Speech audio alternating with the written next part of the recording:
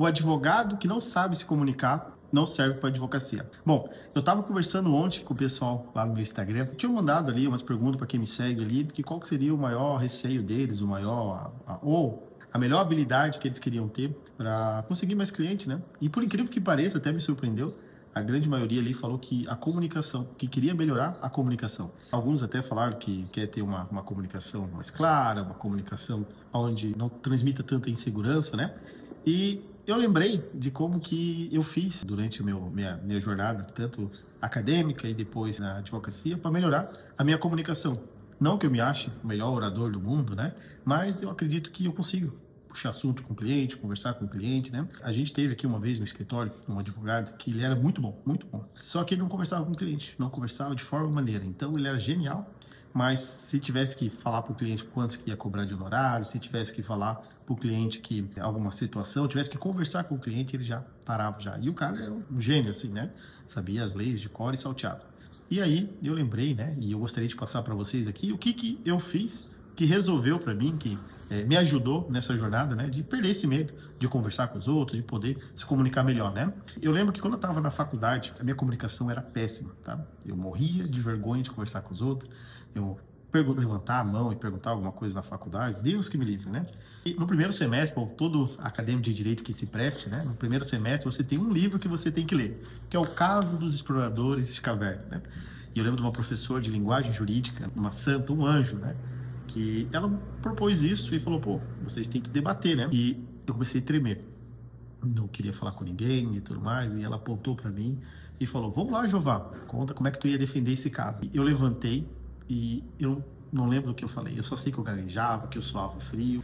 E aquilo para mim foi uma das piores sensações que eu tive na faculdade, porque eu queria levar a faculdade a sério e eu queria crescer também como ser humano. Então eu queria entrar na faculdade de um jeito e sair melhor. E aquilo para mim foi um peso danado, assim. Eu lembro que eu entrei no ônibus, né, quieto, sabe? E minha faculdade era uns 40 quilômetros, eu fui pensando assim, como é que eu poderia melhorar aquilo, né? E aí eu decidi que nunca mais eu ia passar por aquilo, que nunca mais eu ia deixar aquilo acontecer de novo. E aí eu recebi um dos melhores conselhos da minha vida, foi num livro que eu li, que fala que você tem que ter a prática, você tem que se colocar a teste, você tem que se desafiar. Depois, numas aulas do RD, não sei se vocês conhecem o reservatório de dopamina do Wesley, e ele falava justamente isso que aconteceu com ele também, olha só que interessante. Então, eu vou passar algumas dicas aqui que eu fiz para melhorar a minha comunicação. A primeira coisa que eu fiz foi me comunicar mais, né? No livro TED, eu vou botar aqui embaixo aqui, é um livro muito bom que fala como se comunicar, como dar palestras e tudo mais, e ele fala que a experiência é diferente quando você vai com a intenção.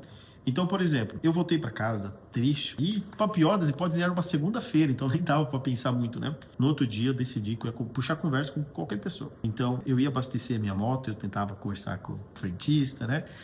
Na faculdade, tinha um pessoal que limpava lá, eu tentava, pô, bom dia, boa tarde, né? Tentava puxar assunto. E aquilo foi melhorando, assim. É óbvio que quando você tá conversando, é um negócio que tu fica nervoso, assim, quando tu vai conversando com os outros, tu vai perdendo a linha de raciocínio e tudo mais. Mas eu fui fazendo aquilo, fui me botando a teste. E eu falei que qualquer oportunidade que eu tinha para falar, eu ia falar. Mesmo que eu me arrependesse. Porque na faculdade ninguém me conhecia, não deixei a vergonha me dominar, né? Então, eu fiz isso a semana toda. Eu fui conversando e puxando assunto aqui. Eu lembro que eu tinha que cortar o cabelo. Então eu comecei, nunca tinha conversado com o meu barbeiro, ele era um senhor de idade já, Selmo, né? E eu falava, bom, seu Selmo, como é que tá? E tudo mais, sabe? Gaguejava e mentia, contava sobre o Corinthians e tudo mais, né? E foi melhorando. E aí, na outra semana, a professora ela ia fazer a seleção para defender um caso que era do Código de Conduta daquele filme, né? E eu lembro que aí eu fui tremendo, fui até o púlpito, né? E lá no púlpito eu comecei, tinha escrito ali um textinho ali e comecei. E eu percebi que quando eu tava lendo, ninguém prestava atenção, né?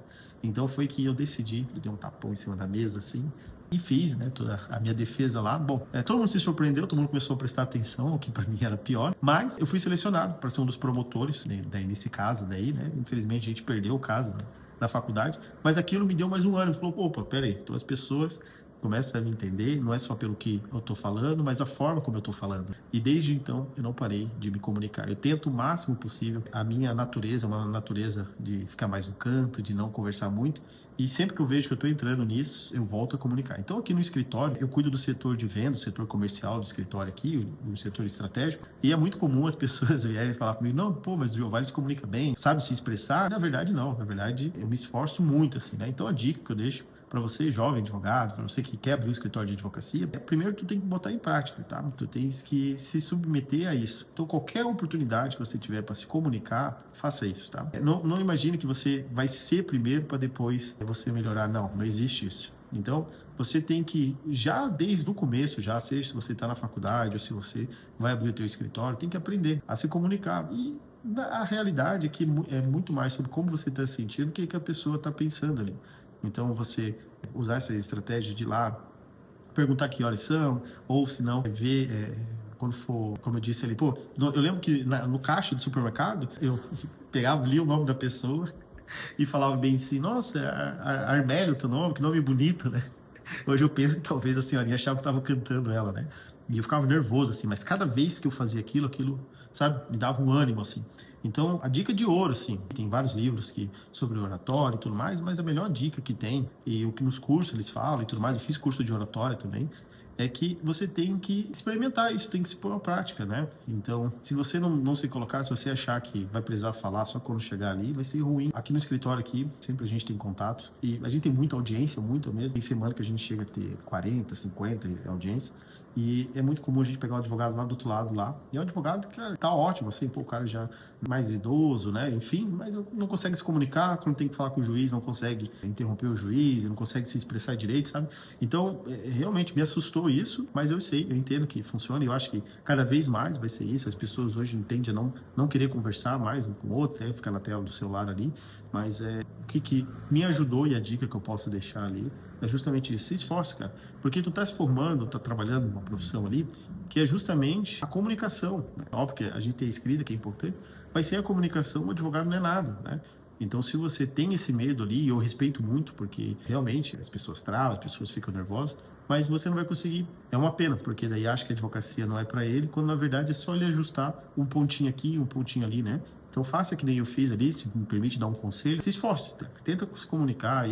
No começo ali foi horrível, depois eu vi que as pessoas riam de mim porque eu falava enrolado, falava muito rápido. Depois eu fui entendendo que era muito mais sobre como ele se sentia do que comigo, e aí foi indo. Eu participei de 2, 3 júris na faculdade, depois o meu TCC eu apresentei, cara, sem problema nenhum, tanto é que eu falei tudo, eu não fiquei lendo slide, meu tinha 2 slides só, e isso foi fruto do que eu fiz lá atrás, de estar me comunicando hoje. Se eu tiver que conversar com o desembargador, eu vou conversar. Se eu tiver que conversar com o peão de obra, eu vou conversar, porque eu quebrei esse gelo assim, né? Então, óbvio, tem técnicas para isso, mas eu indico desde o começo já, até porque a comunicação, as pessoas já enxergam diferente quem se comunica melhor, né? Quando você chega de peito estufado, bom dia, tudo bem, fala bem, tudo mais, as pessoas já veem diferente. E esse é o estereótipo de advogado que faz um pouco de sentido, né? Então eu deixo essa dica ali. Não esquece de se inscrever no nosso canal aqui. Escreve aqui embaixo aqui se você teve dificuldade em se comunicar ou se você nunca teve isso, né? Manda aqui e a gente se vê no próximo episódio. Um abraço.